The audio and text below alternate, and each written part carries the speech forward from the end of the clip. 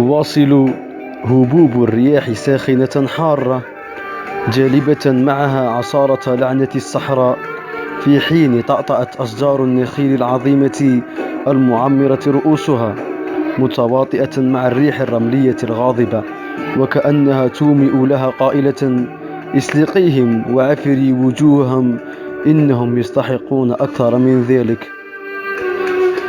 كانت تقذفهم وتذروهم كأنها الذاريات. لقد عتت واستقوت على صراعات الناس وأطماع الناس لتذكرهم برب الناس.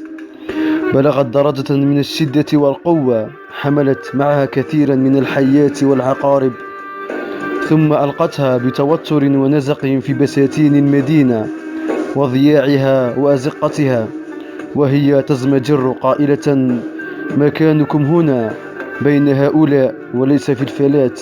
لو استطاعت لحملت الذئاب والضباع أيضا.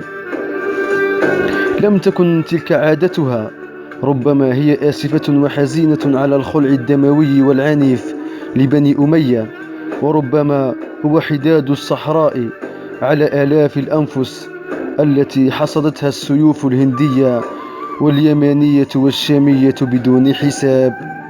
لقد فقد القوم الإحساس بالذنب أمام سفك الدماء المجاني.